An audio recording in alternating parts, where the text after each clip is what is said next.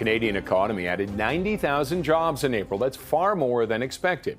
Stats Canada reporting that employment increased by 0.4% last month. Private sector employment rose in April by 50,000 jobs following 4 consecutive months of little change.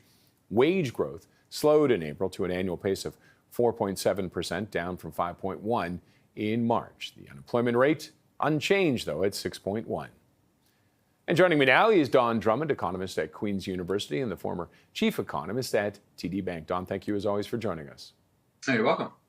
What do you make of the numbers? 90,000, far more than what many economists were predicting. It's a little bit crude, but it made me think of the Eagles song, Hotel California, You Just Can't Kill the Beast.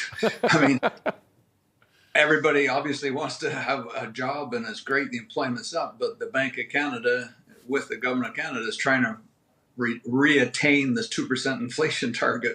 And you do have to cool the economy to a certain extent. And boy, that's a big increase in employment. And so we've maybe got some revived life in the Canadian economy. And until very recently, the U.S. economy has been growing very strongly despite their interest rate increases. So as I said, it seems to be kind of difficult to kill the beast, at least through interest rate increases.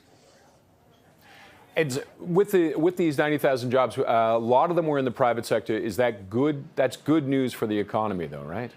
Yeah, absolutely.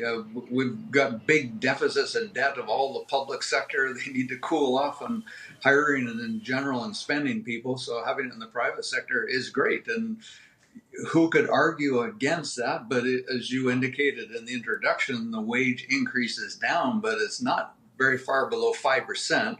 We've got terrible productivity growth, so the what we would call the unit labor cost, the actual cost of producing something, is going up at a fairly rapid clip. So that's not good news either. It obviously is good news for people of giving them some increase in their real wages, but not good for the inflation pressures.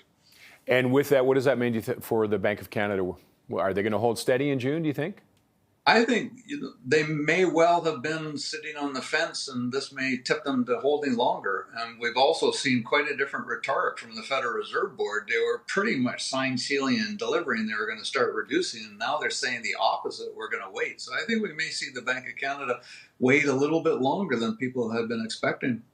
What are they looking for? What's perfect for the Bank of Canada to have a rate decrease? Well, they would absolutely love to see a 2% rate of inflation, underlying rate of inflation. We're quite a bit off that. They should, and they're willing to look forward, so they'd like to see the conditions that would line up from that, and that would be a more modest increase in real wages. I hate to say it, but it would probably be somewhat weaker labor market, even though obviously it's a good thing to have people get jobs. It does 6.1%, yeah. That's glass half full, glass empty. The unemployment rate's up, but that's close to the all-time low we've had on the unemployment rate. So that does indicate a certain degree of tightness. And as the Bank of Canada indicated in their financial stability report, it shows a difficulty of conducting monetary policy because they're saying the anticipation of interest rate declines is narrowing some credit spreads. So we haven't even got the interest rate decline, but some of the market factors are already incorporating an easing of the monetary policy, even though it hasn't begun. Must be very frustrating for them. So it sounds like a bit of a guessing game right now for many people, doesn't it?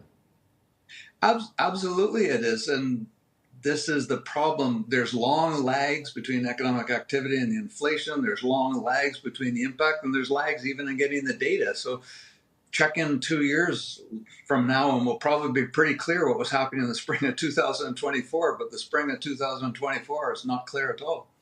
And just going back to the number, the 90,000, but the unemployment rate stayed steady at 6.1%. What does that mean for people? It's not as tight as the unemployment rate was just 6 months ago.